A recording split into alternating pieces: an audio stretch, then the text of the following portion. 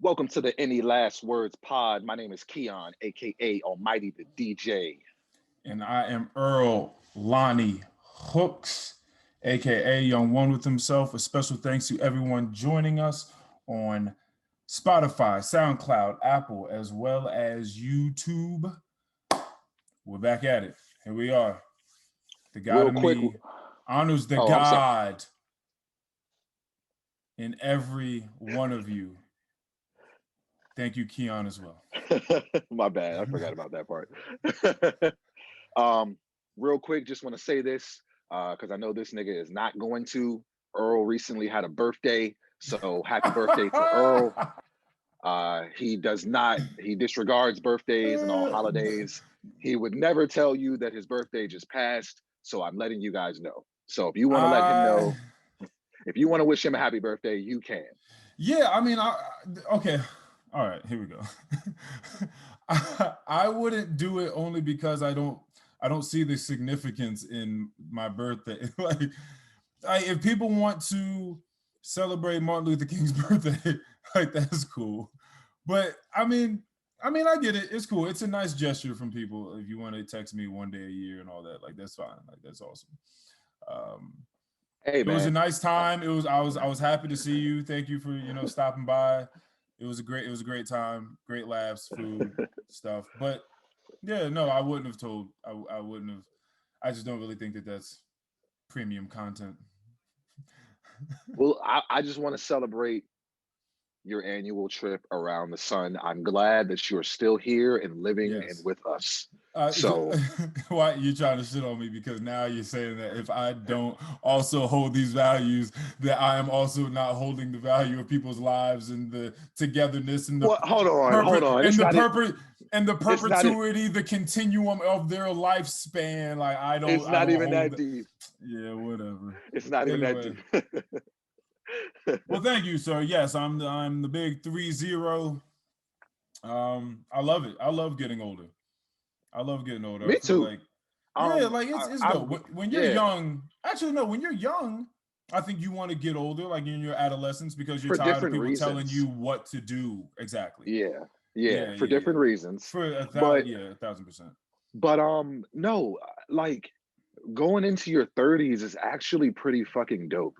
There's just a feeling around it that's different. It's like you're getting older, but you're also getting wiser and you're starting to understand, hopefully. But us anyways, we're starting to understand the world and life in our lives specifically in different ways. And I'm really enjoying it. I feel like I'm going through another phase. Like it's almost like going through puberty without all the physical aspects. You know what I'm saying? You feel like you're just kind of growing into something else, but mentally and maybe even emotionally. Right.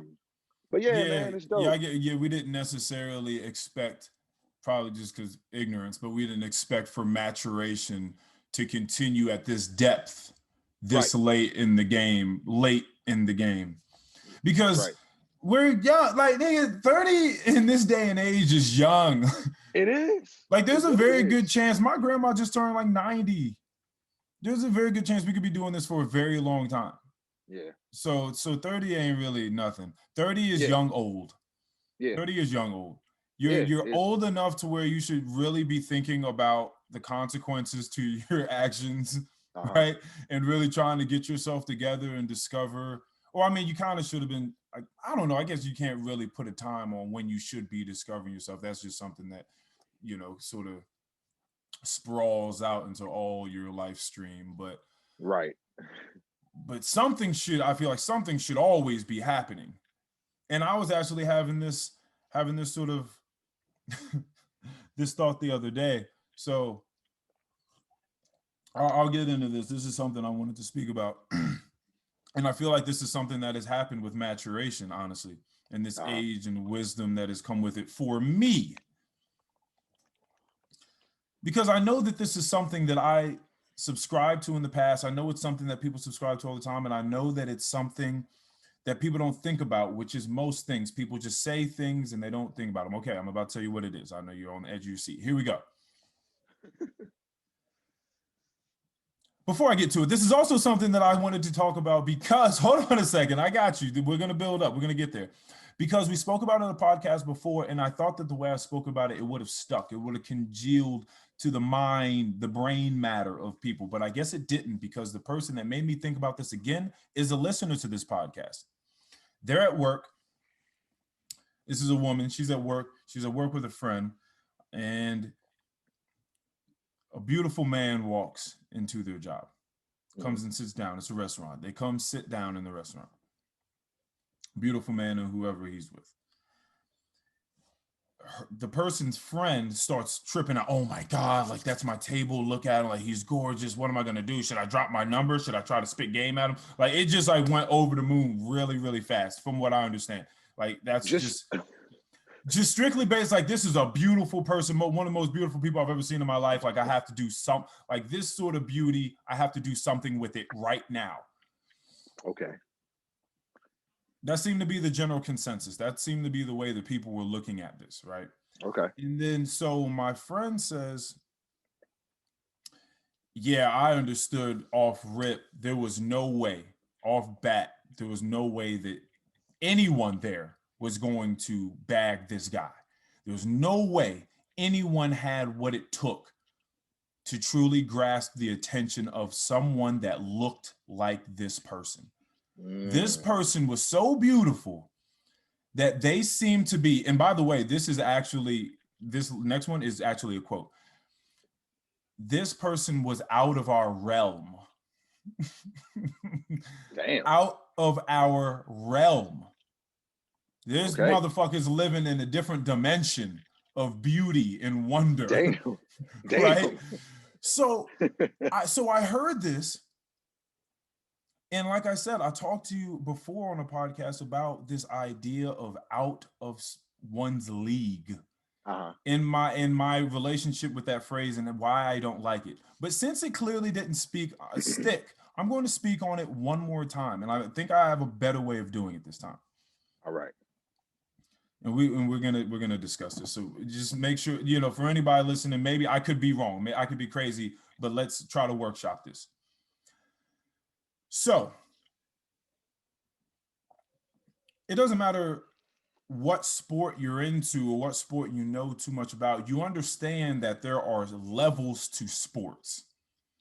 NBA being at the top, NFL being at the top, NHL, MLB, MLS, whatever the case may be. You understand there is a hierarchy when it comes to sports. Leagues, you might say. Okay? Now, if you're not good enough to play in the same league as LeBron James and Steph Curry and them, you're playing in other leagues. Right. Leagues that are below them because you don't have the characteristics, you don't have the quality, the skill, the heart to play with these other people. You cannot play with them. That's the way the rules are set. Okay. So I'm trying to figure out, when people say you are out of someone's league, it seems as though, because this is what it means, right, in our language, that you can't play with that person. Whoever it is we're talking about, and we're talking about it strictly based off just sheer beauty, sheer aesthetics. They're so damn beautiful that you don't even need to try talking to them. Right. You just say something polite and keep moving. There is no way in hell that you will ever have a shot having any sort of intimate relationship with someone that looks like that. Mm-hmm. Now, if it doesn't already make sense to people why that just doesn't make sense, we're going to go through this. Imagine, because we've seen this plenty of times where you'll see a couple and you've heard people say, how the hell did so-and-so end up with so-and-so? Mm-hmm. How did this relationship happen? So one, that's a thing.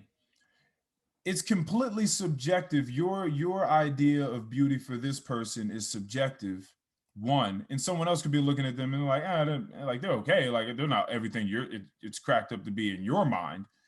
You're saying this person is a 15 on a scale of 1 to 10. Like they're beautiful, but like you will give them that they're attractive, but I don't think it's that deep, right? Mm-hmm. Like they're not in some transcendent realm of beauty that I couldn't quite possibly fathom, which renders me a complete just baffled mouth bullshitter that don't know what to say. I'm just stuck like a deer in the headlights right now, right? Let's say that person doesn't necessarily value physical beauty the way that you do. And they are looking at you and they see maybe that you're funny or that you're confident or that you're ambitious, whatever it is, all these other things that are clearly encompassed in attractability, right? Right. Then that person says, oh, you know what? I'd like to get to know you. This otherworldly beautiful person says to this seemingly regular peon, oh, you know what? I really like you. We should get some coffee. If that happens, is that person still out of the peons league? Are they now in the same league because they're now playing together? They're now playing in the same game. They're now going out on dates. So now are they still in the same league? Or are they still out of the same league, but one is lucky? Because if that's the case, then that whole league thing doesn't really matter if you can just transcend leagues whenever you feel like it. Right. It doesn't really matter. Also, let's try another one. Let's say you have this otherworldly beautiful person and they walk up to an average looking person. And the average looking person is not at all interested in this beautiful being. Now who's out of whose league? What if just the regular 5, looking person is just like, nah, like you're kind of cocky and I don't really think you're that smart. I'm not interested in you. Now who's out of whose league? I guess the roles are reversed now. Now the roles are reversed. So that's why I just feel like it's murky waters. Like it's all muddy. It doesn't really make any sense. There's a huge gray area that people never choose to really look at and address and try to deconstruct. So when people just say, just off the rip, oh, this person be out of this person's league. I'm like, that's based on your idea. One, the way that you're looking at someone, they could very well, in most of the time, not even look at themselves that way. Yeah. You know what I mean? Like, it's super wild. I've seen people. Go ahead. No, it's like they're not even in the league that you think they're in. Yeah. Right. Yeah. Like, even if they were thinking about leagues, they're like, oh, shit, you put me up there? Like, I ain't. Like, no, it's not even like that. You have no idea about the insecurities that I deal with on the inside. Like, it's like that's nothing like the way that you're looking at me. Like, when people talk about body dysmorphia and things of such sort, and they just see things completely different. Like they're in a clown house with those weird mirrors that change the shape of their noses and heads. It's like I'm looking at a completely different person in the mirror than you are. Yeah, it's just a very interesting. Once I explained it this way to the person, they were like, damn, okay, like I feel kind of shallow. Like I knew better than that. I don't even know why I allowed myself to say these things, which was good. Because that's mad toxic. That's just a toxic way of looking at human beings and the commodification of human beings. It's just weird. Yeah, because it's like you look at them and you're like, you're putting them in a class, but you know nothing about this person except what they look like. Nothing about them.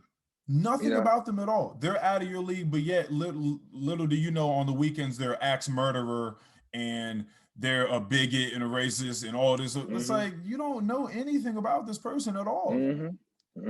Yeah, that was just really, really weird and super shallow. So I just hope that people take that this time, and I hope that it finds its way into the fabric of your mind. Like just let it sit there. Think about that for a little bit.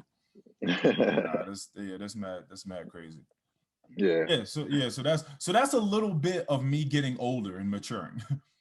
and just seeing things through a different scope. Like as soon as that person said that to me, I was like, that's not right. Something's wrong with that. And now I have the maturity and, you know, the linguistics that have come with it in my, you know, realm of work to be able to decipher exactly why and articulate it back to the person and our listeners and viewers why that's just some bullshit and it don't make sense. So please stop saying that. Yeah, stop playing that. Because right now I can't go play with LeBron. I can't play. There's nothing. They're not going to put me on the team. It don't matter what it is I do or what I accomplish. They're not going to put me on the court with LeBron James and put play. me in the game, coach. Exactly. But that's just not the same thing when it comes to attracting a prospect. It's just not. There are many factors and variables that go into it. So yeah, don't do that. Don't do that to yourself and don't do that to other people. You put mad pressure on people thinking that they always gotta be now if they hear that too much, they gotta feel like they gotta walk around with this regal essence about them and stuff like that. It's weird. In a sense, you may have given this person like a case of imposter syndrome. You know what I'm saying? Right. Yeah, that's very true. Like you got them over here feeling like, you know, I like that's not even like I ain't even supposed to like be here. Like this, this ain't even me. I don't want to be looked at that way. Right. It's just too much pressure. Yeah, I don't want to be looked at that way. And then now I might find myself leaning into that role, trying to be that person. And then I fuck around but that ain't me. So now I'm trying to be something I'm not. And if I ever slip up and show you a vulnerable side of me or a goofy side or something like that doesn't necessarily align with otherworldly sexiness, then now that whole facade is shattered and I feel like I let myself down and other people, and that doesn't even make any sense because that wasn't who I was to begin with. It's just, it's a lot of weird psychology that goes into it. But all in all, I love getting older. Yeah. So I think one thing that I'm enjoying about my maturation is learning. And that's not even just, you know, I'm not even talking about diving into a good book, you know, even the classes that I'm taking. I'm not talking about teachers. I'm not talking about textbooks. I'm not talking about anything like that. Okay. But I said something on our last podcast about just wanting to learn about other people's experiences and what certain people might be going through or what's going on another side of the world, what type of life someone is experiencing that I've never known, that I've never experienced and I probably never will. Which leads me to a story that I came across not too long ago. You've never been to Vegas, right? No, okay. Not as an adult, no. Right. You went as a kid? Yeah, it was stupid. We don't. Okay, we don't have to talk about it. Yeah, it was stupid. I just ended up in a hotel room babysitting my niece or not my niece, my cousin and my little sister. Okay, all right. Was not fun at all. Yeah. Yeah, you might have to tell me that story later. But I've been to Vegas a couple of times. As you know, Vegas is known for the glitz, the glamour, the pool parties, the gambling, the strippers, the prostitutes, the free drinks in casinos. The free drinks in casinos, the lack of inhibition, the shows, the celebrities. Yes. You know, the lavish hotels. Like when you think of Vegas, that's what you think of. That's what you see. And if you go to Vegas, that's what you see. It's a great time. And those are all the things that you are going to see. You're going to see women walking around with their titties out on the street promoting their strip clubs. Yes. Some guy is going to come up to you and give you his card, you know, try to get you into a club, try to get you a ride to the club, like prostitutes trying to get you a little bit of weed or coke before you get to the club. Yeah, exactly. Prostitutes are going to come up to you. They're going to ask you if you're looking for a good time. You know, that's what Vegas is. Yeah. However, there's a darker side to Vegas that I think not a lot of people know about. And you could say that for any major city, but I thought that what I'm about to say was just very eerie, very crazy. And maybe largely unknown.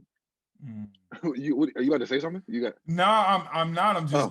I'm bracing myself. I'm just getting ready. So, hold on, let me get my notes ready. So there's a series of underground tunnels that run below Vegas that I didn't know about, and I'm probably sure that you didn't know about either. I didn't And I'm know about sure. it, but I promise you that does not surprise me at all. There has to be. There has to be. There has to be some nasty underground tunnel we're doing, people down there doing a bunch of nasty shit. Of course. So Yeah. there's a series of underground tunnels that run under the city.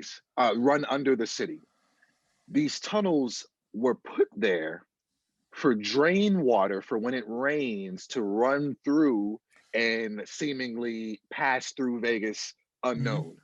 Okay. Um, it doesn't rain a lot in Las Vegas, as one could probably think. Yeah, Surmise, yes. yeah, one could probably like it doesn't. It's in the desert. It doesn't rain that often. Yes. So, these tunnels are inhabited by homeless people, drug addicts, gambling addicts that made their way to Vegas and never left because they couldn't leave because they ran out of money. Um, some of these people have been living here for 5, 10 years, just in these tunnels. Ooh. Yeah. Yo. Hey, my nigga, hold on. Did you just tell me that I can go find somebody right now that's been living in the sewer for 10 years? Yes. Yes, you can. Yes, you can. Their life though, but they probably figured out a way to make it like decent though. Well, if you've ever fuck, there's a there's an area of LA, I forget the name of it, but it's very well Mm-hmm. known where homeless people just live. They've got their setups, they got their Right. tents, they Yeah, got yeah, their, yeah. whatever they need to make them comfortable. Right, for sure.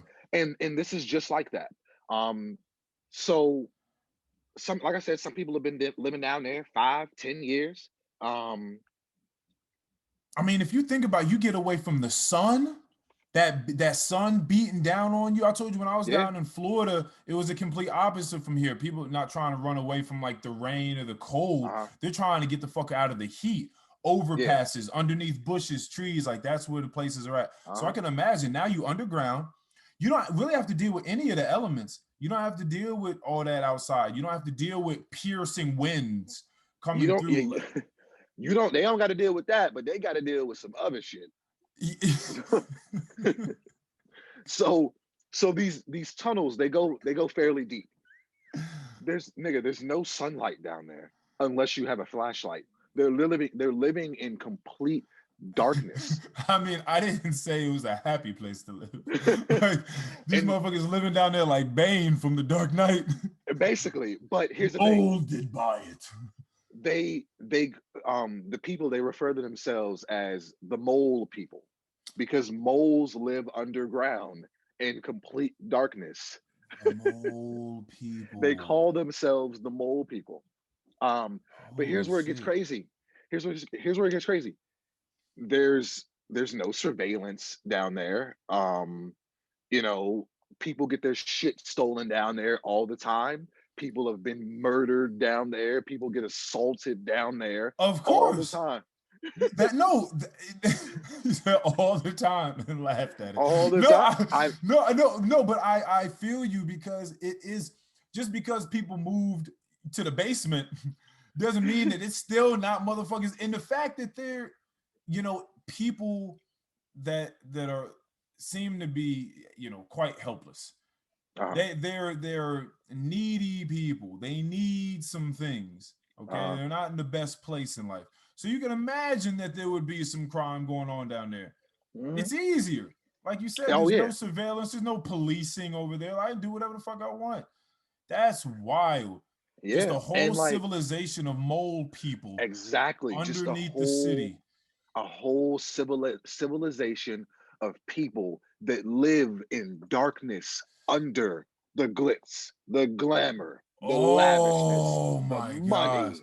That's so, oh my gosh, that's And so wild. Right underneath it, you just have this right just underneath, this right dirt underneath and grime and penthouses at Caesar's Palace. wow.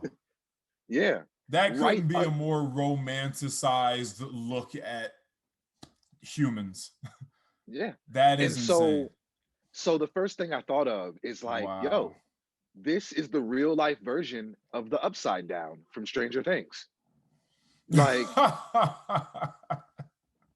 you got, Oh wow. The you go to upside Vegas, down.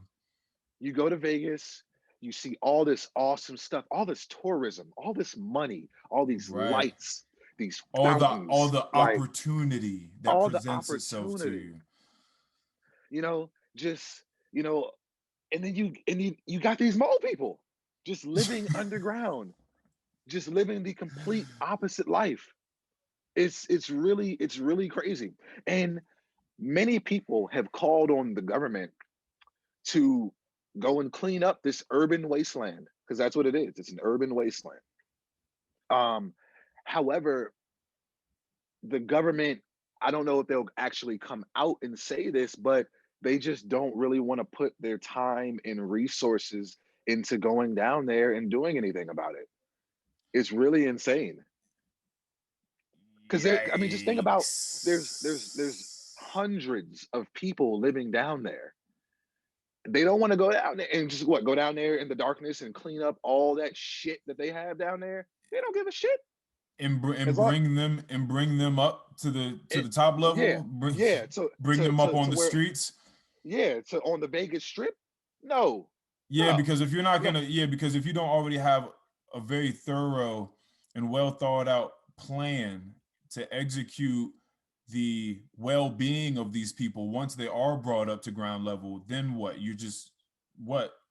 What Yeah, comes then after that? you just have Figure it out up more. here with everyone else. Yeah, exactly.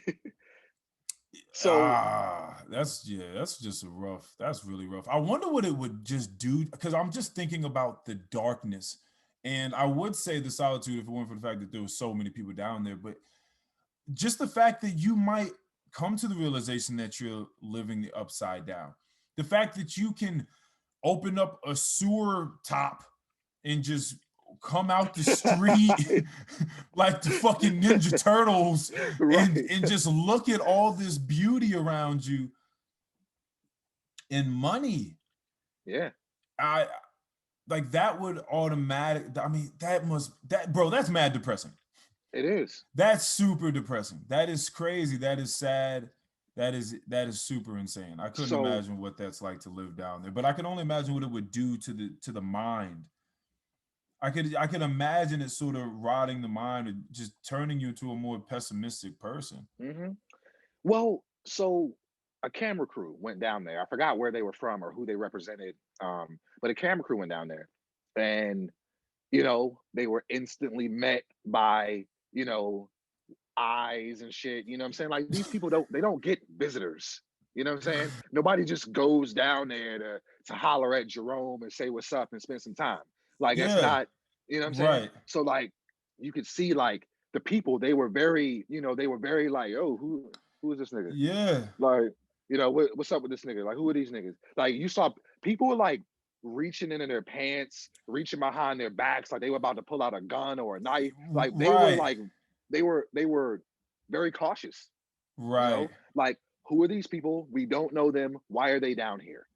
Like, what Oh do y'all my want? gosh. Yeah. What's up? You know what I'm saying? Like, they were Hmm. super cautious.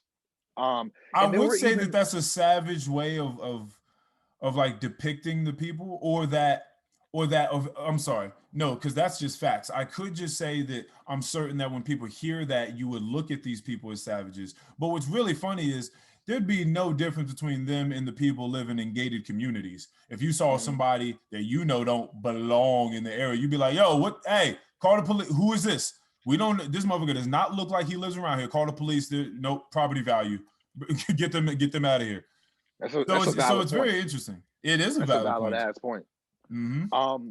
But there were a ton of couples living down there, like husband and wife, just living.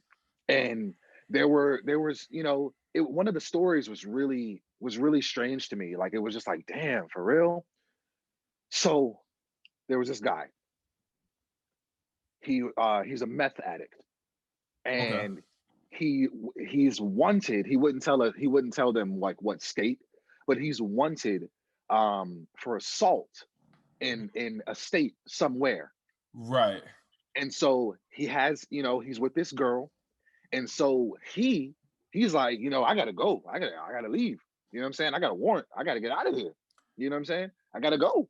Obviously they had his face blurred out, but you Right. know, Right. but he was like, I had to leave. And like, you know, he was with this girl.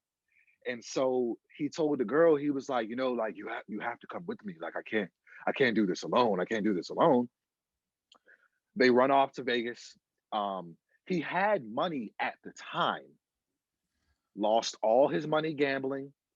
Now they're both living in the upside down below the Vegas strip. The upside. Yo, human beings will And that, find a way. but the thing is, with me, is like she didn't have to. She don't even got to be living this life right now. She just following this nigga around. Like she don't Yeah, even I got to be mean, here. love will make people do some things. If Yeah. she felt like she was in, in love with him, and she felt like because maybe it's not like he committed assault. One, she probably shouldn't have ran off with a dude that committed assault and was fleeing the state anyway. Right. We can start with that. But two, it's not like he didn't have any money. He's like, listen, I know there's a nice spot in the sewer in Las Vegas. Like we go there. And then she was like, okay, yeah, sure, fuck it. Like, let's do that. We can just get a couple sleeping bags, some hand warmers would be good to go. He had money, like you said. So Yeah. she, it didn't start that bad, but I think once you slowly start to get in a rut with someone, But you just find yourself in a position. You look back like, how the hell did I get here? Like, yeah, why I can't believe I'm in a sewer right now. yeah. But even Imagine, still, imagine, imagine all those people that are down there. There was a point in time where most of these people were children being taken care of by parents for the most part. I'm sure there's some anomalies, but I'm certain for the most part, these were kids being raised in a household with mom and dad, whatever the case may be. And like that does many of the people that you and I know. mm-hmm. And then something happened. They got a drug addiction. They started stealing from their parents, Mm-hmm. from their friends, started burning bridges that way. They end up in Mm-hmm. Las Vegas with the last little bit of money that they think that they're going to be able to do something with, win some money. They lose it all. Yep. And then now they in the sewer and they looking up like, I'm in the sewer right now, trying to figure out where I'm gonna get some more heroin. Yeah. Like it's just like this didn't used to be my life. I used to play little league baseball. My dad was in the crowd screaming. My mom was gonna make a nice pie afterwards. Like it's just wild. It's super But wild. remember, there are a ton of people down there that aren't on drugs. They just have nowhere else to go. Right. Right. Yeah. No, I You know? understand. Yeah, I man. But understand. Yeah, life comes at you fast sometimes. yeah. But if you guys want any more information on this, I just Google the mole people in Las Vegas. It's a really crazy and interesting story and life that they're living. But yeah, that's all I got on that. I just had to throw that out Yeah, there. yeah, nah, that's pretty insane. This has nothing to do with mole people or anything really too serious at all. But I did want to just talk about this because this was something that happened to me today, and I thought you might get a laugh out of it. All right. I got this is actually a text message. I'll read this right off to you. This is coming Okay. right hot off the press. I don't know about you, but I like Words with Friends. I just actually started playing this game. I don't know if you have any phone games or device games you Um, like to play, any I League of used to Legends or Candy Crush or any of that sort of shit. I used to play Words with Friends a lot back in the day. Okay, Honestly, right. if you want to play with me, like I'll get back on it. We can play Oh together. yeah, I have Um, Words with Friends 2. So just Words with Friends 2. Just make sure you okay. download the one that says 2. I don't know what the difference is really, but this is one I got. All right. All right. So this shit is crazy. All right, I'm glad I still have this up. So I get a game request from someone. Now, I'm not going to put the name out there so nobody goes and tries to find this person on Words with Friends. But get a text from this person because I haven't responded. I didn't accept the challenge and like it had been a few hours or whatever. I was doing stuff. I was busy. And I get a message from this person. So then I accept the match and I look at it and it says, "Hey, you ain't playing. What's up?" So I'm like, all right, let's do it. So clearly, again, as I just told you, there is like a direct message chat available for people that would like to normally speak about the game at play. Oh, damn, that was a crazy word. I didn't even know that was a word that you put that together like that. Like, oh shit. Z-I on a triple letter block. Oh, that's wild. You killed me with that one. You just talk about things like that on the game. Yeah. So I replied with the crying face, let's do it, right? Then this person said, but what's up though? Hold on. Were you busy or something? These are all like, just, I haven't said anything yet. So after let's do it. But what's up though? Were you busy or something? Does that happen to be you on the profile photo? Which it is. Number, bloop, came in. Another message. Send me a message if you like. So that's like 5 messages sent all at one time, right? You do know this person, right? No. This is a random person. I don't know any. Everyone is just random people that just challenge you because they come up depending upon your, like your ranking pretty much. So they give you suggested and recommended people to play with. Because the way that this person is messaging you, it sounds like it seemed like right, right, exactly. So take that into consideration. By the way, I said, smiley face, I'll take that into consideration because now I'm interested for 2 reasons. One, this person has made a move and they're really good. I can tell off the first 2 moves this person made. They're really good at this. So I'm like, all right. I'm also interested to see where they're going to take this conversation, like what it is they're trying to do here. So I said, I'll take that into consideration. This person said, you better, LOL. It ain't got to be about the games, Besides, I think I'm killing you here. Which she was off the rip. It was ridiculous. This guy's a sexual predator. Okay, this is a woman. This woman is a sexual predator. I said, time tells all. Let's allow it to breathe on the she's killing me here. Because she was off the rip, right? So I'm saying, give me some time. Like, everything she replies back with is wild. Oh, I hope it doesn't choke while at it. LOL.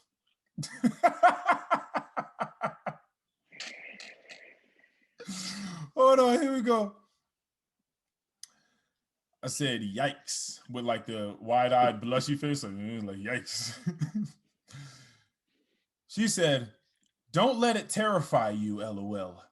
Would you like me to fry some eggs on a plate for you just so I can get a WhatsApp message from you, LOL? I think it's your turn to play. This is getting a little wild. I love the way she's going about this right now. This is fucking hilarious. It gets better. I said, LOL, your profile is quite mysterious to say the least. There was no photo. There's a full name, no photo, and everyone has like a location. There's no location. She said, what is so mysterious about it?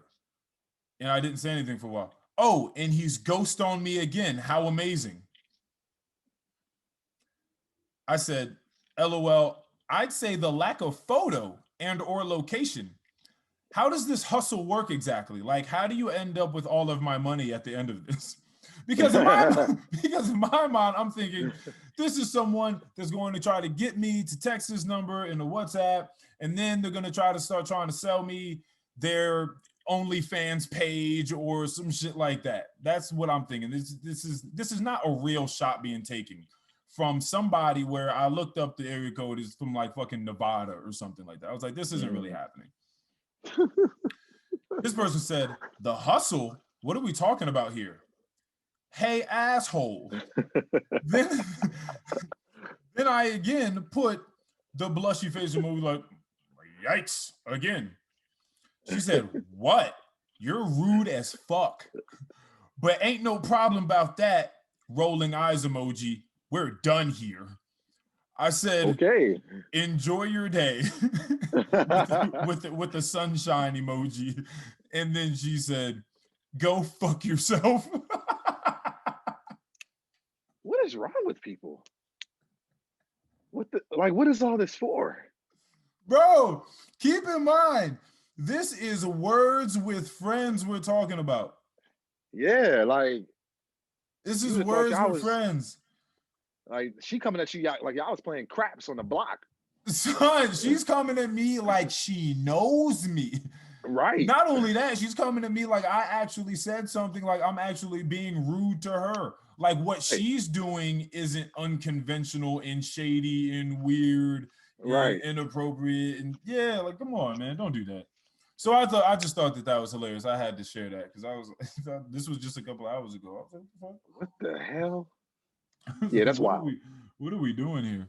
Yeah, that's super wild. You said go fuck yourself after I told her to have a night, enjoy her day. Woo!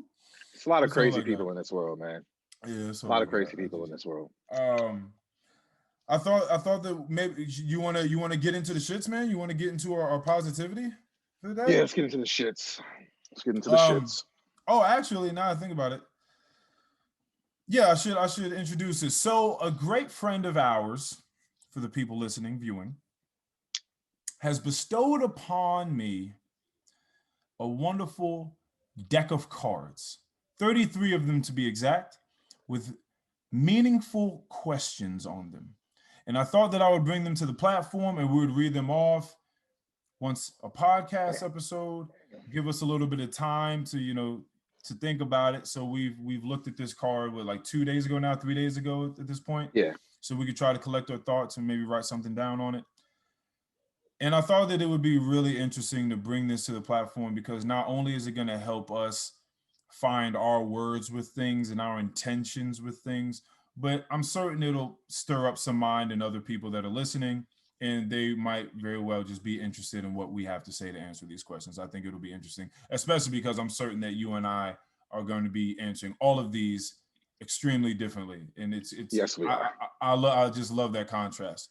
When I was doing mine, I was like, Earl's is not going to be anything like this. No, of course not. But that's the beauty in it. That's what's great. That's what makes it interesting. Right. And the fact that no matter who answers these questions, it's going to be different. Everyone's going to be different. And there will be, as we've spoken about before, small elements taken from other people's that they hear. Maybe they want to incorporate it in their own and, beef it up or whatever the case may be. But our first card for today is, what is your perfect day? What is your perfect day? This is the way I would like to begin this. I've already referenced sports before in this podcast episode. I'm going to do it one more time here before we get into this. Okay. You will appreciate this. All right. Anyone into, especially basketball, is going to appreciate this. All right. There's a all-time classic song by a gentleman, mogul, actor, family movie extraordinaire, rapper, OG, Ice Cube. I as soon as you said family movie extraordinaire, I knew exactly who you're talking about. Ice Cube. And Ice Cube gave us a beautiful song back in the day called It Was a Good Day. Wonderful song. Great song. Everybody, if you haven't listened to it, go listen to it. If you've listened to it, go listen to it again. Great song. He talks about... I was gonna say with one of the smoothest pieces of production I've ever listened to. Oh my God! That beat, it's the same thing over and over again, but that shit is butter. And the way that he raps over it too is awesome. Yeah. I gotta go because I got me a drop top, and if I hit the switch, I can make the ass drop. Like, bro, he killed this shit. Okay. He talks about waking up in the morning with his family. He was sort of like health conscious. He talked about the fact that his mom didn't cook breakfast with hog. It was just scrambled eggs. He was there with his family, having a good time. He had gotten a call from a girl he's been wanting to have sex with for a long time, which is with that, if you know that feeling, it's a great feeling. Like, oh my God, like today's finally, like she's finally, I finally worn her down. Like, damn. What I mean is, I've been working, I've been talking to this person, I've been trying to court them for some time, and she's been giving me the runaround. She's been really making me work for this, and it's great that at some point in time, this happened. This came to fruition, right? You know that. So it's the hero's journey to the top of the peak. Anywho, I feel you. Oh, no pun intended. Climax. Anywho, he also talks about leaving, stopping at a red light and looking in the mirrors and not a jacker in sight.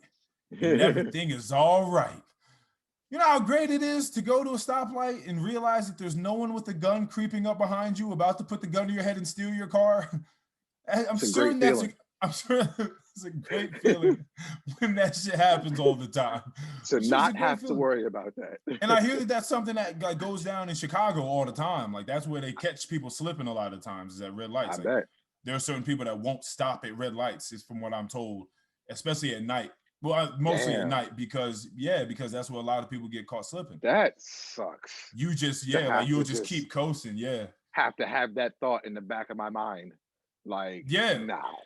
Like, we're not doing that. So nah. That's cool. This is where I have an issue with Ice Cube's Good Day.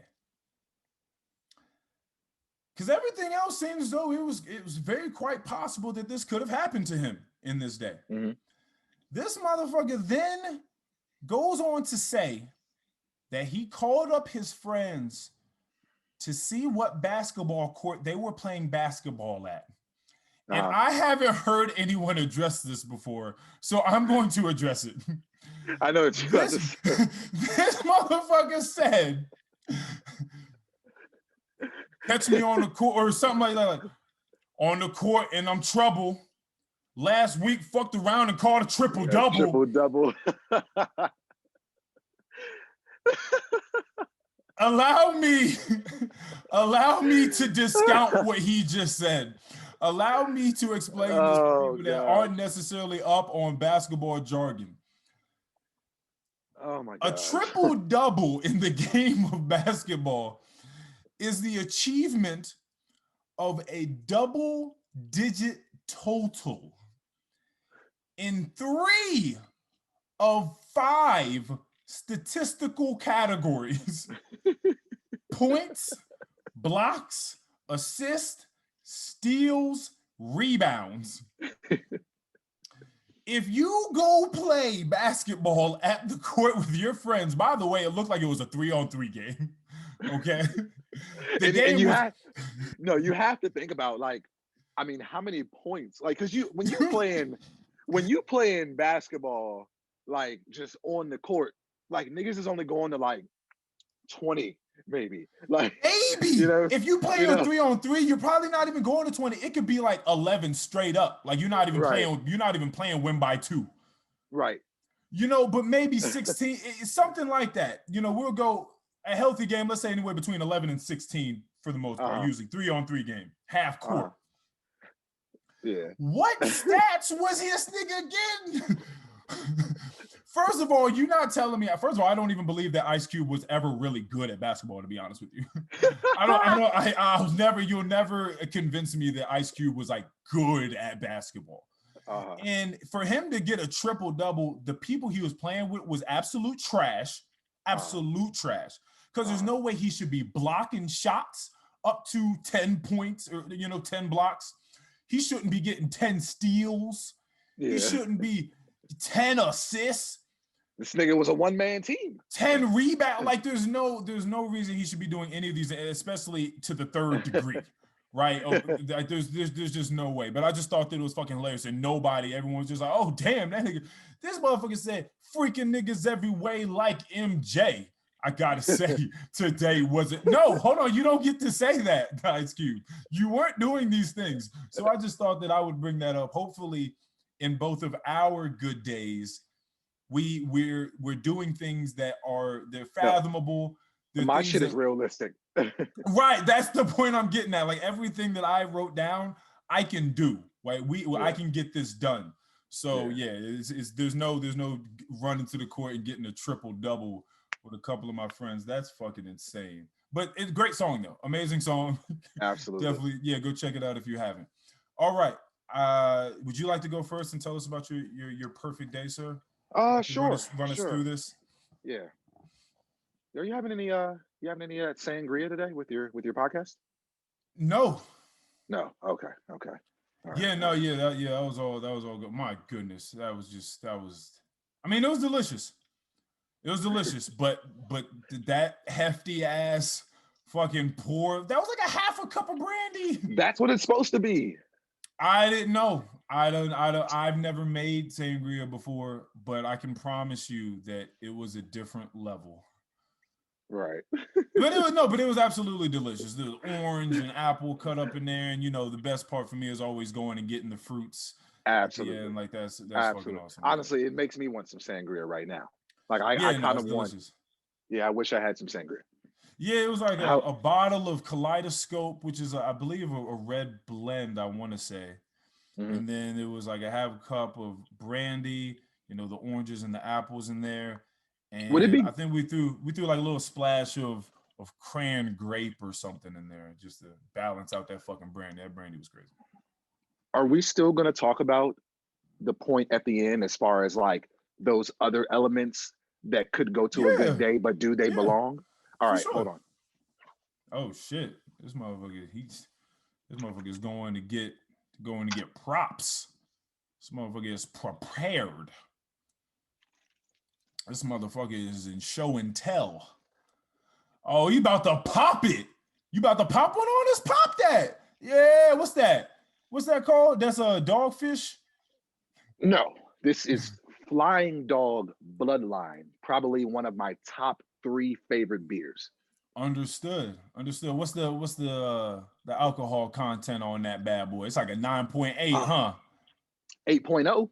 8.0. Okay, yeah, go ahead. Yeah. Yes, sir. How's that feel? What taste are you getting there? What can you tell us? You're getting very much the citrusy, but it's not super sweet because it's an IPA, so it's a very a strong beer. Yeah, it's a strong tasting beer, but you do get the slight taste of orange in there, blood orange, I should say. But what does it feel like? It feels like gold is rushing through my esophagus into my body right now. That is probably most apt described as alcoholism. There's no reason why that shit should feel like gold inside your body unless you need immediate medical help, sir. Jesus Christ, and psychiatric attention. What's wrong with you?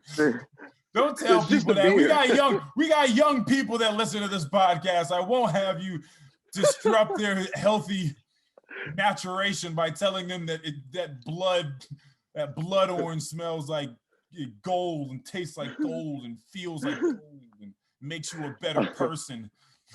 Well, I don't know about that. No. All right, go ahead. I'm fucking around now, but go ahead. Go on about your perfect day. So I think my perfect day also has to have the perfect setting.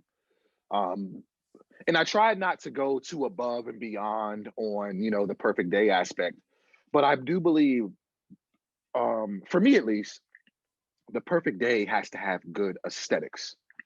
Okay. So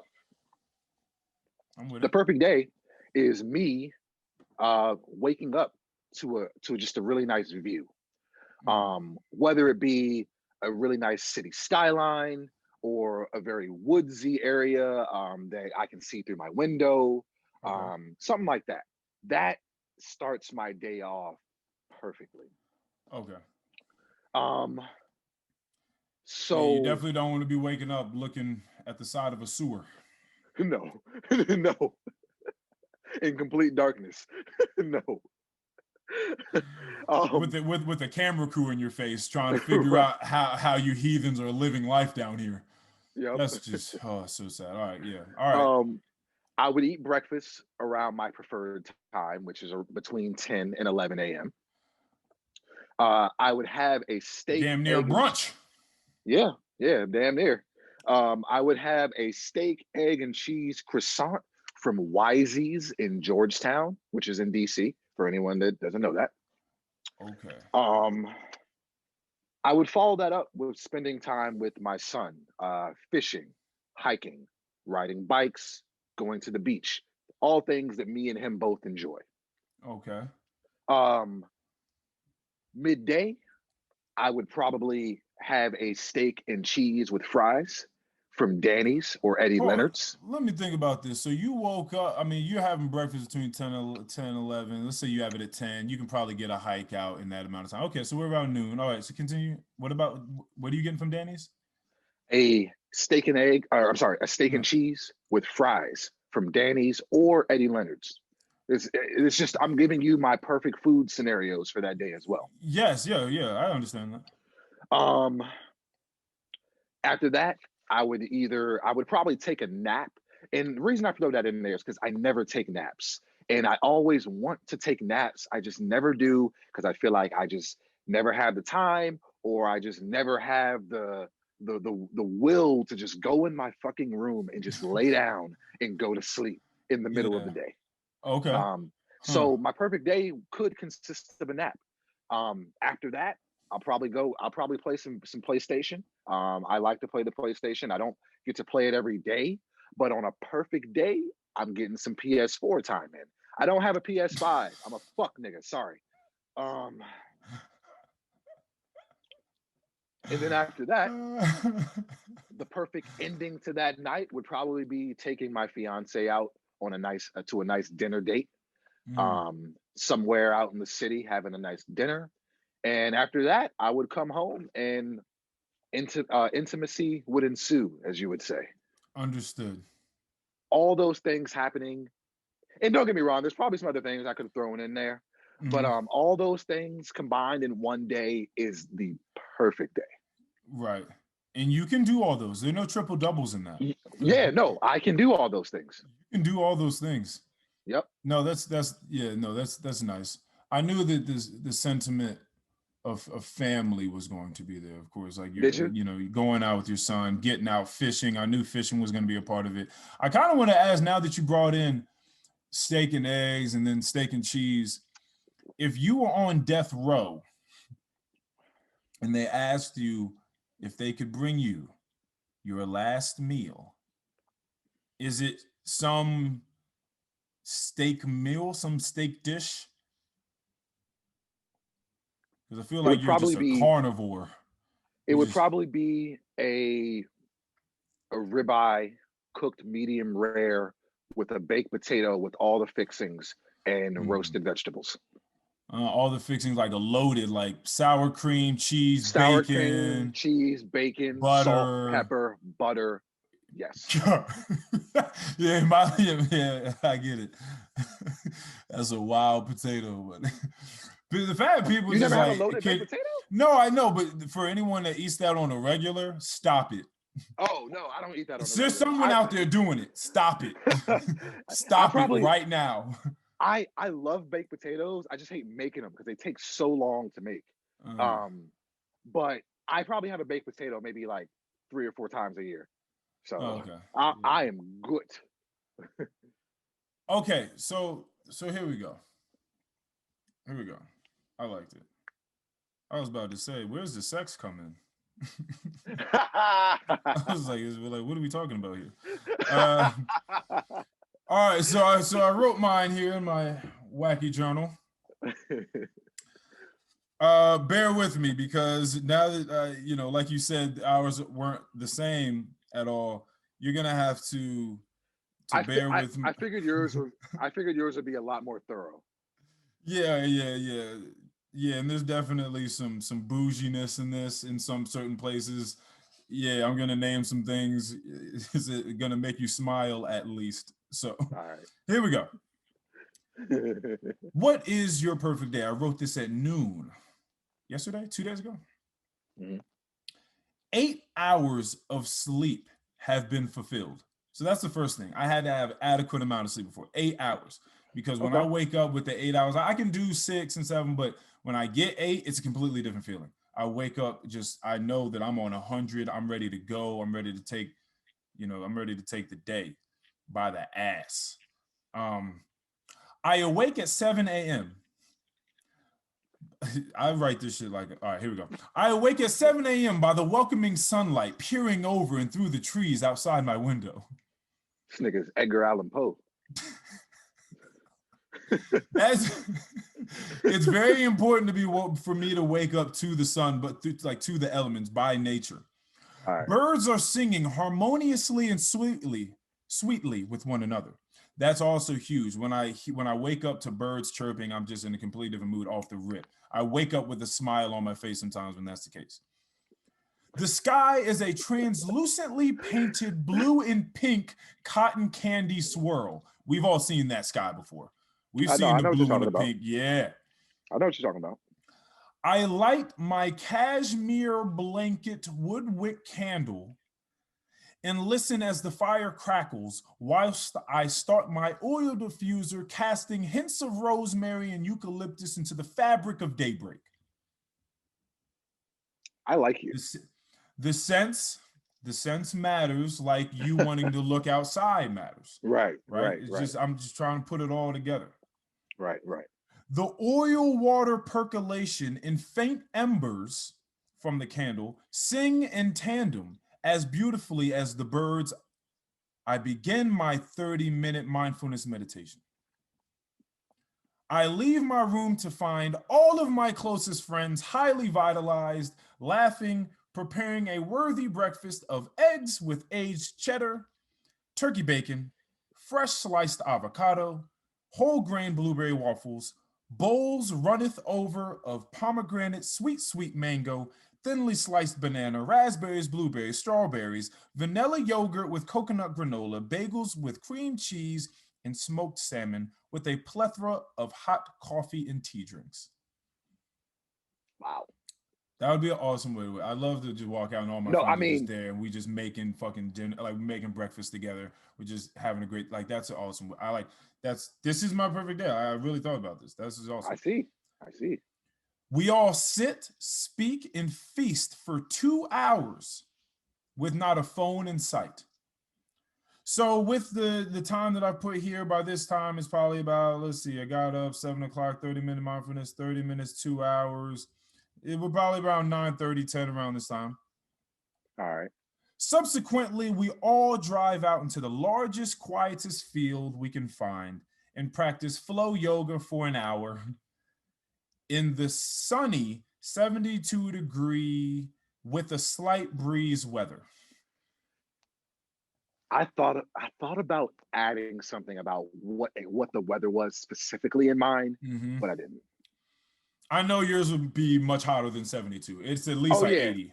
Yeah, it's going to be at least like another 10 degrees for me. Yeah. Afterwards, I say farewell to my friends so that I can find my own quiet place in hopes of reading a book chocked full of intriguing perspectives and inspirational nuggets for the next hour, while cardinals, blue jays, and an array of butterflies dance around me in a circle. Now, just a bit past noon or so, it is time for my wondrous, reinvigorating nap of 45 minutes. I have a dream of love and gratitude. Dreams matter in my perfect day because I have great dreams. So when a dream comes along, that matters. As I arise for the second time and prepare myself with a steamy hot shower and my second meditation, a breathtakingly stunning woman in all regards arrives in hopes of finding ourselves in extremely explosive, explorative, exclamatory sex for the next hour. She succeeds. We do nothing but listen to music, tell jokes, laugh, and dream about the future as we lay naked for another hour. The following 2 hours are dedicated to podcasting with Keion. You and I continue to find a way to make this interesting for ourselves as well as the listeners. We learn as we laugh, and we laugh as we learn. The remainder of the day is spent with my family. We indulge in mountains of food while we discuss art, music, politics, experience, and tell stories yet again without a phone in sight. We most likely finish off the night playing charades before we all crawl into our respective nooks of the house, spent from the day, and drift off into a silky, smooth slumber. It's my perfect day. I like it. Perfect day. It's a great fucking day. That's a great day.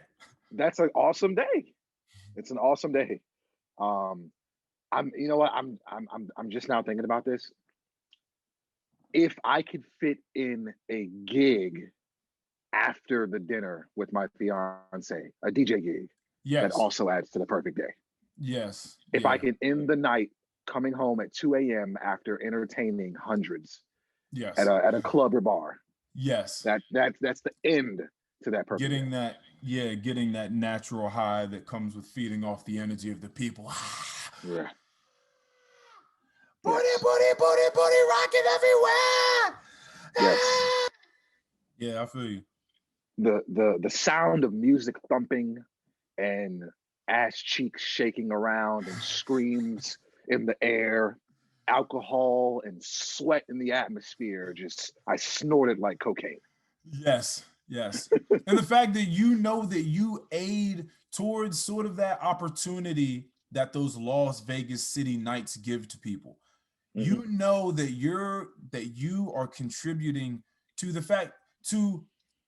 the start of maybe a very, very cool story for someone, or the climax of a very cool story. Someone could meet. There could be a boyfriend, girlfriend that meet under the lights dancing to a song that you play. And I'm certain that that's happened before. And I'm certain something like that's happened before. And that's just very cool knowing that you were a piece of that. Like you had a part in that. That's an assist for you. Well, that's how I feel about when I DJ weddings. Like I just feel like it's such an honor for me to have been chosen to be here to do this for you guys on your day. Yeah. I have a question for you. You obviously know about my first trip to Vegas and why I was alone, correct? Was it work? You have to. No, it was it was because of a woman. I don't want to say her name, but let's just call her Dunkin' Donuts. Understood. Yes. You have to know about this stuff. Oh, that's some bullshit. Yeah, I remember why you were there by yourself. Yes. Have I ever told this story on here? You know if I've ever told this story? No, you absolutely did not. No. Okay, well, since we talked about Vegas, I'm gonna tell this story. It just popped in my mind. I used to talk to a girl several years ago before I met my fiance. And, me and this girl, we were probably talking for about a year. And I went out of my way, and this is just because this is the type of person that I am. I booked me and her a trip to Las Vegas. And if anyone knows anything about me, I in my spare time, I just look up deals and places to go and stuff like that. So I found a really good deal for me and this girl to go to Las Vegas. She ended up dropping out of the trip. I couldn't get my money back. She ended up dropping out of the trip last minute. Couldn't get my money back. She did end up paying me back for what I was owed for her part of this trip. But that's at the end of the story. I went to Vegas by myself for the very first time. And I went out there and I knew I was going to be by myself. I got on the plane and I don't know. I just brought my MacBook with me. This is back when I was I was boking. I was doing chopped and screwed versions of songs and stuff like that. I'm on the plane and I got my laptop out and I got my headphones on and I'm over here just making a mix, blah, blah, blah. Right. More than one person on that plane asked me, if I was headed to Vegas to DJ. Mm-hmm. And at that point, I thought to myself, this thought goes to my head very fast, very quickly. I'm thinking to myself, I could very easily lie and say that yes, I am going to DJ at some big club in Vegas. I Yes. could go out here and just be somebody else. I don't have to be Yes. Keion. I could be Phil Mitchell from Jersey. You know what I'm saying? I could be Bobby Jones from Nevada. I don't know. Whoever you want to be. People do it all the time. Yeah. But I didn't do that. But I get out there. I stayed at the Hard Rock Hotel by myself. And I'm just walking around Vegas. The first couple of days were pretty cool because it was my first time in Vegas. I didn't know what to expect. Right. So I'm just going out there, just seeing everything I could see. Right. Probably pretty uneventful for the first 2 days. You're just kind of feeling it out, seeing what there is to do. Yeah, just kind of walking around, eating at some good spots alone. Right. Just looking around, trying to see who's got the good Pacquiao out there, like, just finding somebody on the strip that I could get some from.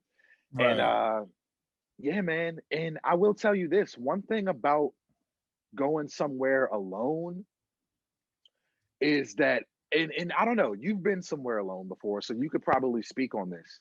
After so many days, I just felt lonely. I felt like I was like, okay, I could go home now. I'm done with this. Right. And maybe it was because I was in a distant land, thousands of miles away, and I was just there by myself. I was just like, after like that second or third, because I think I was there for like 3 or 4 days. That second or third day, I was just like, I'm kind of over it. Like, well, there's nobody. What? If you were on any dating platform at the time, it could have gone completely differently. Because what you could have done, like I did, was find someone that was also in town in this big city for the weekend, and you guys could have explored things together, and that would have just been completely, impromptu. It would have been awesome. I didn't even think about that. I didn't think about that at all. Yeah. But yeah, man, I went out there by myself. It was cool, but towards the end, it kind of sucked because I just kind of wish I had someone to share the experience with. Right. Yeah. Someone to just say, "Ooh, look at that," and this is cool. You know what I'm saying? Like, and I didn't have that. Yeah. But yeah, man, it was. I got back. This was almost kind of the breaking point of me and her. Our relationship. I think after that, we pretty much kind of stopped talking for various reasons.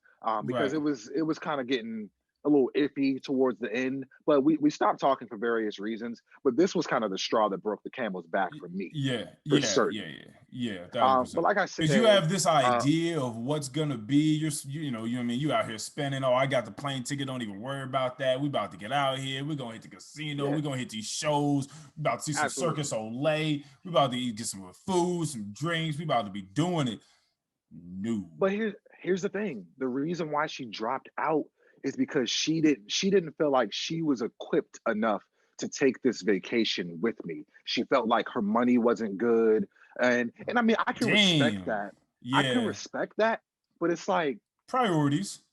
But you're thinking she maybe should have had those priorities set in place before she agreed to go with you in the first place. That too. But even on top of that, like, girl, your plane ticket and your hotel is already taken care of. I feel like any person in the world would have just made do because all the expensive shit is taken care of already. Yeah, like how bad is your money that you can't get some food every now and then? Plus, and you probably would have paid for a few of those. Yeah, that's the thing. I probably would have paid for a few of those. And it's not like I wasn't going out here to eat at Caesar's Palace every fucking night. Right. You know what I'm saying? No. No. Like, we went out here and like, I had Fuddruckers and shit like that when I was out there. Like, you know what I'm saying? Like I was eating it like guapos, and you know what I'm saying? Like not you McDonald's. probably would have done a little different had you had the Yeah, no, lady no, no, no, with no, you no. though. Yeah, if she was with me, I would have You're not definitely. taking her to Guapos. Fuck no, no, I'm not. No, I'm not even that kind of nigga. Like if she was with me, we would have had at least one or two. We would have eaten at one or two nice places.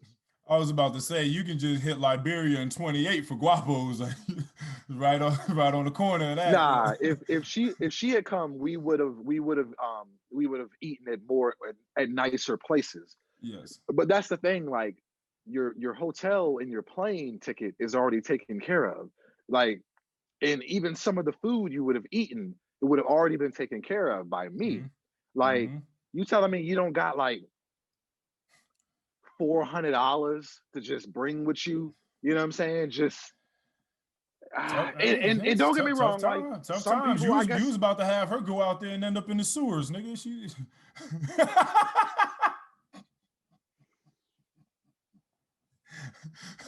He's like, you want me to be one of these Hold mold on. people? I don't got that type of money. I'm. What, she was gonna be a mold person for 3 days? Her plane ticket to go back home was paid for.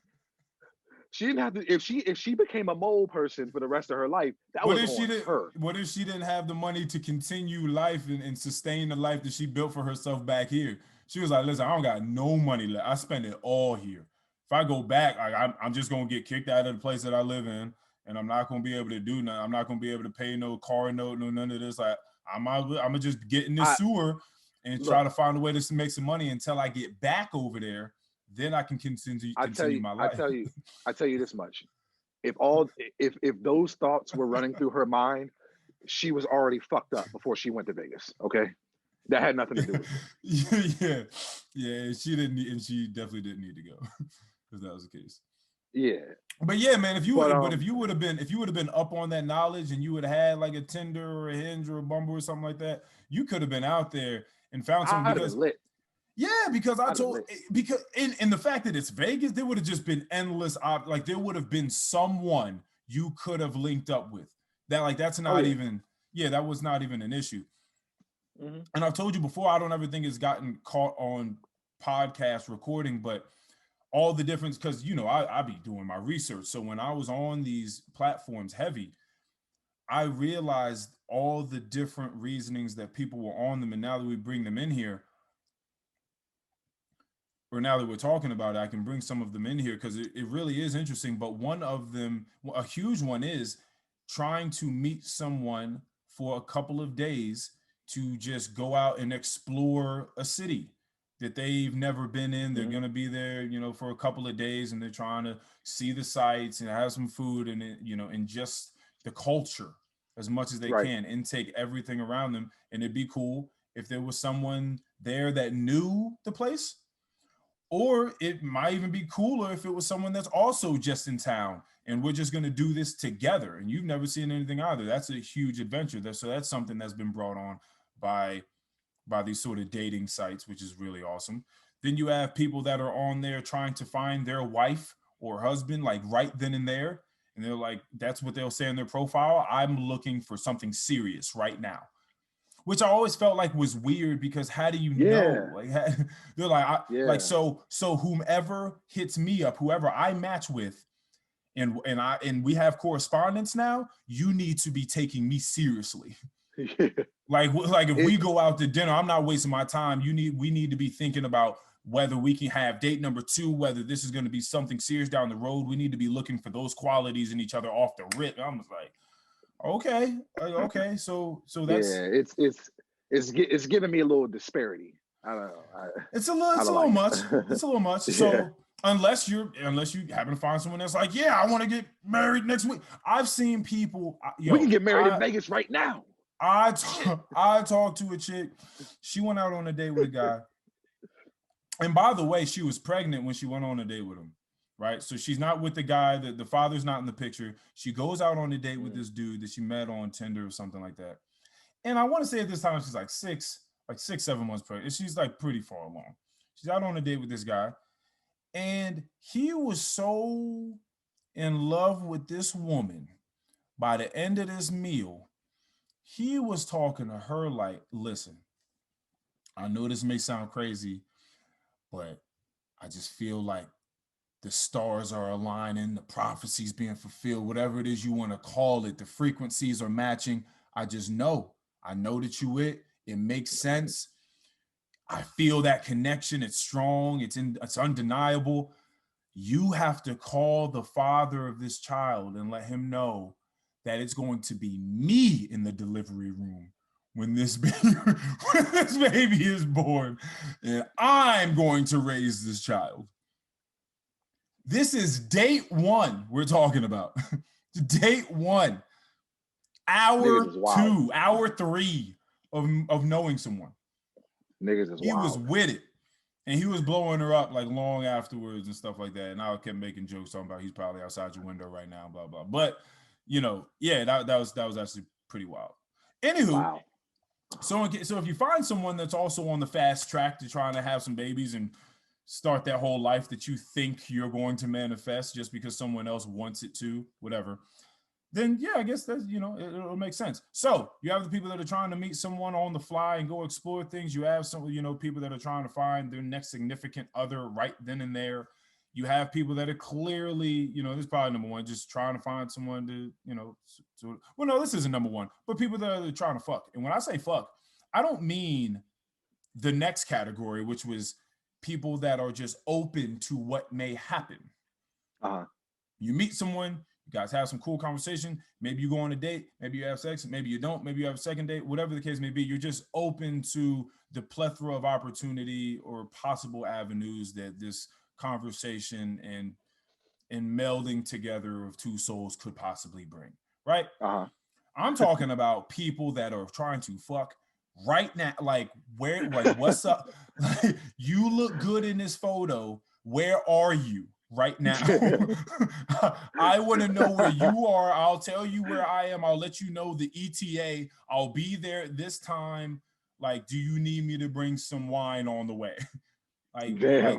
Bro, like, woo. Right, like that. Yeah, it's a different game out there. That's why you have to try to be discerning with what it is you're looking for and being able to have a keen eye for what other people are on there for and what it looks like and what it feels like. There's people on there trying to promote their businesses. That's like the weirdest one, you know, trying to sell stuff to you on there. I feel like that's what OnlyFans is for. I mean, yeah, that too, but you know, I don't know, just trying to network and just let you know what the fuck it is they're selling or what it is they do. They could be a DJ, they could sell plants, they could do whatever, I don't know. There are people that are looking for pen pals. Pen pals is a strong one. I don't ever want to see your face, ever. Don't you ever think about calling me. Don't you ever think about meeting up with me and having a date. Don't you ever think about calling me and hearing my voice. I am on this app so that I can text message you and you can text me back. And when that happens, when my phone lights up, I get that endorphin flow. I feel good because I know that I still matter. Someone's reaching out to me. So I'm just going to have a string of people that I just like to talk to and that will console that insecure, hurt side of me. Then you have people that just collect matches. That's it. I don't want to talk to you at all in any form. I just want to match with you just so I can look at my list of 50 matches and see that people would talk to me. That is psychopath behavior. That is psychopath behavior. It's just kind of sad. It's just a little sad because clearly you understand that the self-esteem isn't quite as firm as you'd like it to be. Yeah. Like you're looking at your phone and just like, all these people, they love me. They love me. Like, that's crazy. That's crazy. There's also a huge one of, and this is actually quite ingenious, is Instagram posts. Like what? I've seen people take the best 5-6 photos they've ever taken in their entire life of themselves, put it on Tinder or something like that. And I asked a girl one time, by the way, all these things are not just my thinking. I've asked multiple people what are you doing on here? And I've gotten these answers numerous times. Asked the girl one time because all her profile said was her was just her little handle for Instagram. I said, how many Instagram followers have you garnished strictly off of this app? She was like, definitely 700 plus. And I was like, wow. Damn. I'm like, wow. Go you. I support you. I'm not going to follow you. And, this conversation is done now, but hey, I support what you're doing. Good job. Continue on. Bye. But yeah, just for research purposes, I've asked all these different questions to try to figure out exactly what people's angle is on here. It's very interesting. But again, you definitely could have done that. And I'm sure it would have been an awesome adventure as it was for me down in, where was I? Charlotte? Yeah, Charlotte. Yeah, down in Charlotte. Yeah, that was cool. The Queen City. Yeah, that was super awesome. But anywho, yeah, all right, I'm done with my ranting about yeah, that I don't know. I didn't really hear about like Tinder or anything like that until after I was already in the relationship that I'm in. So I've never actually been on Tinder. So I don't and then there the scammers. The scammers that are just trying to steal your identity or get your money or try to get you to sign up for, again, like an OnlyFans or some private Snapchat profile that puts sexy stuff on its story. Somebody trying to lure you into a scam, trying to get your money, on some Primerica shit. I fucking knew it. I knew you were gonna take it there. It always comes back to Primerica. It always does. And that's not to say that they're not good people working for them. We know some. All right. I'm sorry. Look, Reginald's mother. Yeah. You do it for the right reasons. It's just about people doing things for the right reasons. That's what it comes down to. Listen to this.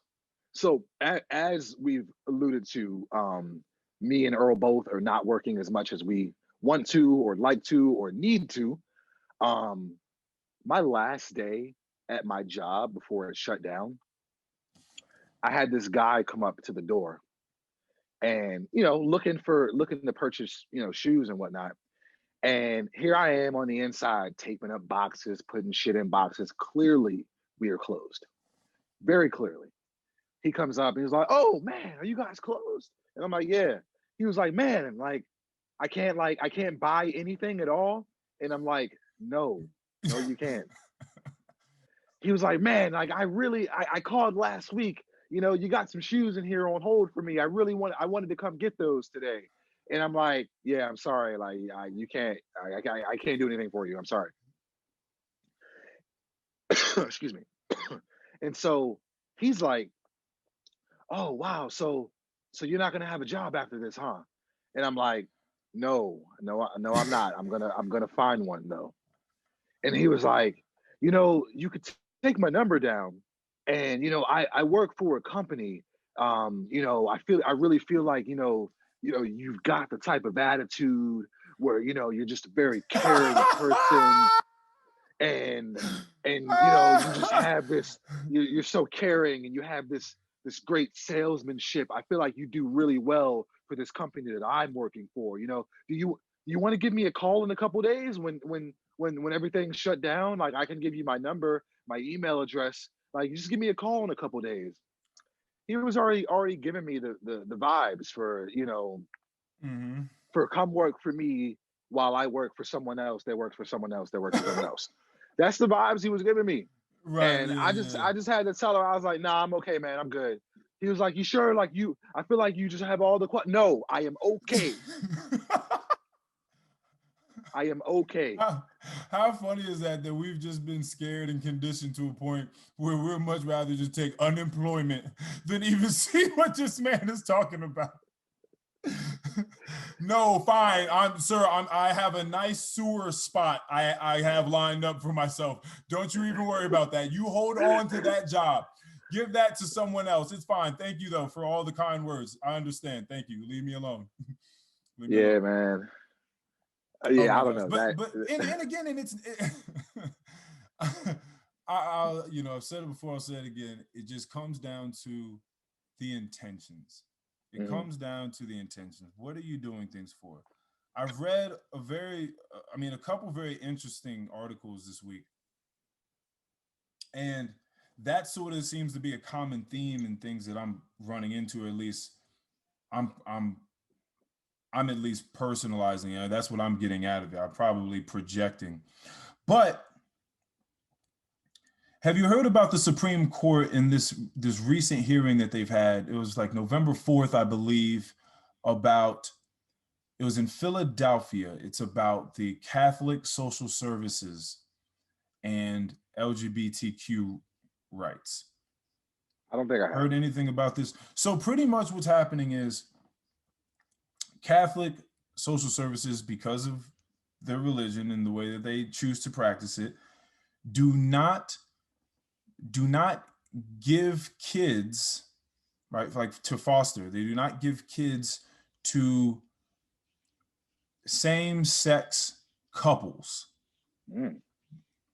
that are looking to foster children in this service because they do not agree with it. Their values do not align with that. And so people are calling to, pretty much get this turned over because they're like, this, you have to do something about this. You're pretty much disqualifying a lot of people from getting children from this agency that has a contract. I was going to say, they could very well be great parents. Yeah, 1,000%. Now, this is where it gets iffy. So it's not as though the Catholic social services don't necessarily, it's not as though they just turn them away. They give them a slew of other places they can go and look for children. So it's not like they're just like, get the fuck out of here. We don't like you. Like, figure it out. So you know what? Like, here we don't do that, but let me give you a list of places that do. And a lot of people would say that's not really doing much. Like, it doesn't really matter. It's still pretty, primitive, some might say, and it's still discrimination, bigoted, discriminatory. And I have a question about discrimination too, which is interesting. But before we get to that, the Trump administration and a lot of people, not necessarily just follow that, but a lot of people thinking about religious rights, that is unconstitutional to say that these people can't practice their religion the way that we have allowed them to practice their religion, that it goes against the rights. So it's a really weird thing between, okay, like these people want their rights, these people want their rights, and you're kind of hoping, which is, I just know it's such a hard job being on the Supreme Court or running anything really, where you just have these two entities and it seems like a zero-sum game. Like there's just no way that we can truly compromise. If one person compromises, they have let go. They have became obsequious, right? So I just thought that was very interesting because I immediately linked that to my restaurant. And I've thought about us talking about dogs coming into the restaurant. And if you have a dog come into the restaurant and you already have someone that has come and seated 10 minutes before them, they're already maybe into their meal or something like that, 20 minutes before they're into their meal, you come see somebody that has a dog. This person now raises their hand and say, I'm allergic to dogs. I don't like dogs in a restaurant near me. Like, what is going on here? Oh, sorry, sir. We allow dogs here. And then, aside from that, this is a service dog. You have to allow a service dog. It doesn't matter. I'm telling you, I'm eating food. I was here first. I'm allergic to dogs. What are you going to do? You can't really go over to the other person and be like, we need you to get up and leave now. Yeah. And you can't tell the person that was eating, well, we need you to get up and go because the dog's more important than you because they're a service dog that's helping this person in whatever way, which we probably wouldn't know anyway unless the person decided to tell us. So at that point, you're just hoping, as someone that's running this, that someone's going to give, that someone's just going to look on the other side and say, you know what, I get that. I get it. You know what, I'm gonna just take my business over here. It makes sense. I get it. I'm gonna get up and go. I got the dog. I'll just go eat somewhere else. Or if the other person, you know what, I understand that. Don't worry about it. It's not on you guys. It's not your fault. It's just the way that the system is made. Like, I get it. I'm looking at it the same way. You're talking about someone's religious rights and what they've been practicing, and you don't want to necessarily tell someone that they can't do that. But then at the same time, you have these people, these same-sex couples that are trying to foster children, and you tell them they can't do it. They just got to go down the road and find someone else. So it's just a very interesting game, and I don't really have the answers for that. But I think that but from what the media says, which who the fuck knows, but I believe that the Supreme Court's probably going to be leaning on the side of protecting religious rights. Saying, you listen, you just got to go somewhere else. Like, the other places you can find children, but we can't stop this, because if we shut them down, that's also going to put a lot of things at risk, a lot of children at risk, because they pump out a lot of kids. They get a lot of kids into homes. Yeah. So it's just, that was just wild. But intentions mean everything. A lot of gray area. We're not everything. A lot of gray area with discrimination, because it's like, what do you do at that point? You know, when it comes to discrimination, the interesting question I have is just to what degree are we allowed to discriminate? Because we discriminate every day. Yeah, that is discerning. That is picking your friends, your loved one. There are discriminations there. Mm-hmm. There are certain things that you discern that you would like to have around you that other people don't possess, whatever the case may be, but that you are discriminating. That's how you make your decisions, what you want to eat, who you want to talk to, who you want to be around, like the things that you want to do. It's all based upon discrimination. So the question is just to what degree you're allowed to discriminate before it gets inflammatory, which is clearly, that conversation goes for days. In a lot of different ways. It's an interesting one. There's another story I read about, so we've had this in America, especially a lot in 2020. The idea, the ambiguous meaning that comes with a lot of memorials or statues, right? Monuments, and whether they should be torn down. We're looking at them through a certain lens, or whether they should stay up because we're looking at them through a different lens. And over in Germany, there are still many, many places that have, I don't know how to say it, like a lot of these words that I read about, but it's a term that pretty much is saying the Jew's pig. And and it is a depiction of, usually it's like, carved into stuff. It's a depiction of a rabbi picking up like pretty much a pig's tail and looking into its asshole. And then you have piglets and little Jews underneath it, like suckling at the teat of this thing. And it's clearly, I think it came from like the 1300s and has been a thing. And then it was only exacerbated by Martin Luther and, the Reformation of, Christianity and all this sort of stuff. But it's derogatory. Right. But they're still there, and they're there on churches and things.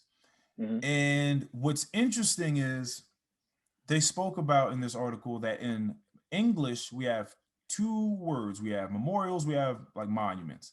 And they're used so interchangeably that you don't really, there's an ambiguity as to the way that we should be looking at them. In Germany, there are several words for these things. You have, memorials or monuments that are made to admonish or, tell people or advise people against reenacting this event. Okay. This is here so that we know never to do this again. Then you have things that honor people or honor a battle in time, things like this. So there are different words for different sort of monuments. And so the question is, why do we still have these pictures of these rabbis looking in assholes. Like this is inflammatory. Yeah. So the churches keep them, and I believe that they're kept on the basis of we are acknowledging our faults in the past. We are holding this here so that people can see. And again, when you have, this different language and these different words for these different memorials, you grow up thinking about things a little differently. So for us, if we have Abraham Lincoln up, we got Martin Luther King up, these statues, and even though these were men that did a lot for the movement, there's a lot of darkness that surrounds that period, which is why they are who they are. So it's interesting that the church decided to take this view on things. It decided to take this angle on it. Listen, we're showing you we did wrong, but we're keeping it here in this day and age with context now, because I believe that they write something else below it or above it to let people know exactly what it is and where we've come from there. So now there's context to go along with it that lets people know here, this is not all right, but we keep it here to acknowledge our past follies, our past transgressions.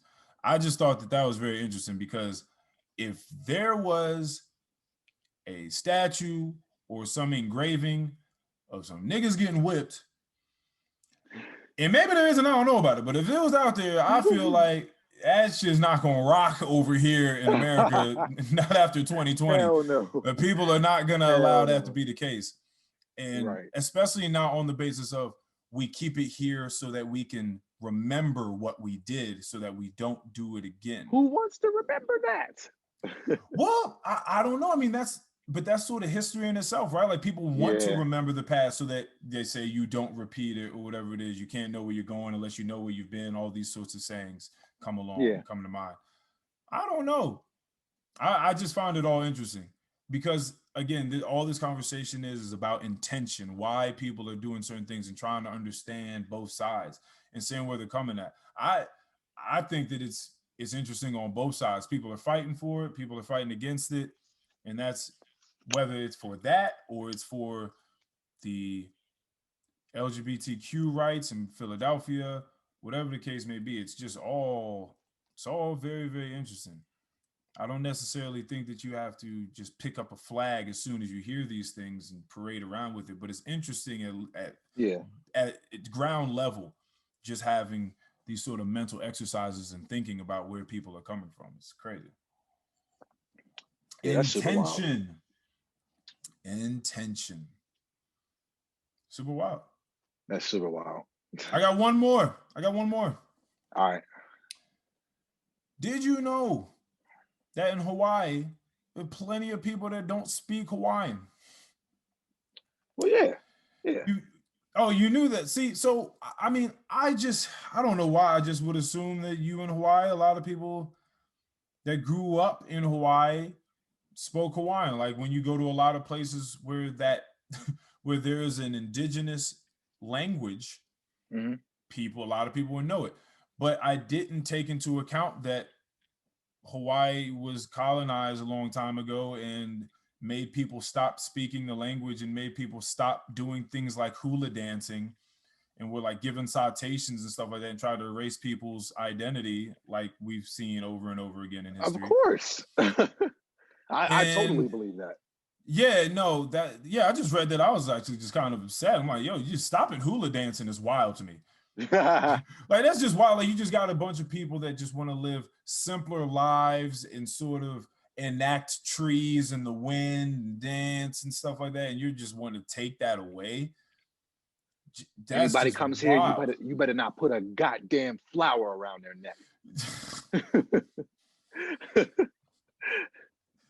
It's just crazy. But there's university and just educational systems out there now trying to get it back up and going, because there's some people that retain the language and they got it written down and stuff like that, because it used to be a language that was just passed on generation to generation orally.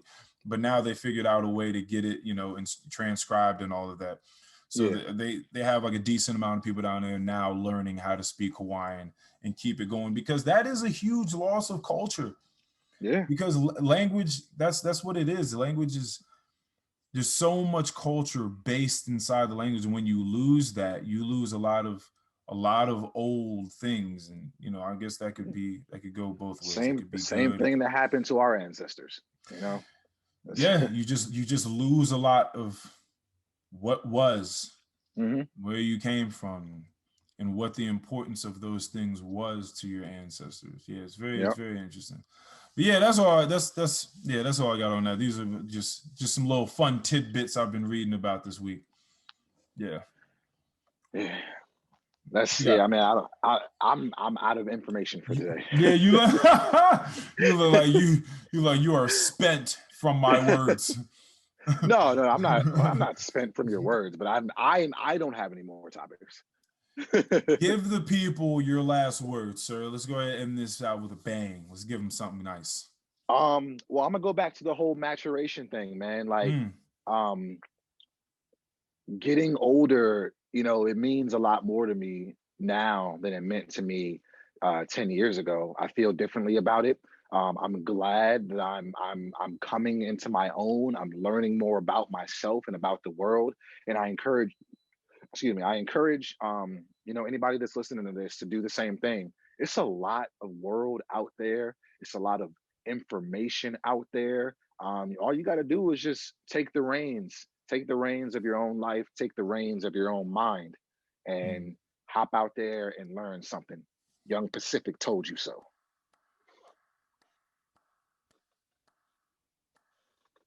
Yes, he did. My last words, I'm going to go back to our question of the day, our meaningful question of the day. What is your perfect day? I would most certainly tell people, I would definitely encourage people to try that out. It's great. I was in here and I had my candle burning and my oil diffuser going, and I'm chilling. I'm well fed. I got my car, like my oil inspection done. Some bills paid. You know how it is when you pay bills and you just get like some stuff like that done. You just feel different. Got my hair cut. You get your hair cut. Now, on top of getting your oil changed and getting bills paid, I'm actually getting my oil changed tomorrow. It's a wrap. It's a wrap. So I'm sitting there and I got my little wacky journal open and I'm writing. Got a cup of water. And I'm thinking, I'm here safe and secure and warm in my own house, belly full of food, feel great, not a sewer in sight. Yo. That's my last time. That's my last time. And Jesus Christ, it's so crazy. And right now, one of the biggest things in my life that I like put energy and time into is this podcast. And I want this to be something that I do more and more as time goes on. And I'm thinking about the fact that right now, what my job is to sit here in my house with my journal open and try to conjure up the happiest day for myself. Mm-hmm. That is my job right now. Right now, someone says, "Hey, what you working on?" I'm just trying to just work on what my perfect day is. Just chilling in the house, thinking about my perfect day, just writing everything down, hour to hour. That's fucking dope. That's really cool to aspire to get yourself into a situation and be able to configure things in your life to a point where what is important to you and what you do on a daily basis, your new routine in life is geared towards your happiness. And having exercises like this that are implemented inside your craft, like figuring out what makes you and your friends and family the happiest and doing those things with them and just pondering on it and writing them down and getting more into detail about it, because you have to live it through your mind as you write these things down. Yeah. So then you're just organically being lifted off the fucking planet. You're just happy thinking about this day. And this is what it is. This is what this podcast is to me. This is the work that I do for this podcast, figuring out what my perfect day is. And that's just really cool for that to be your work in life. Yeah. That is a dope ass work. It's a dope job. It's a dope vocation. Now I couldn't. So I implore people to go and try that one. Try all these. We'll see what comes in the future, but definitely think about what your perfect day is. Talk about it with friends, family, write it down. It'll immediately make you happier. I promise you that. And if you have the means to do so, go out and live that day. Exactly. All right, that's it. We're definitely ending on that. We out of here. Peace to the people. Peace.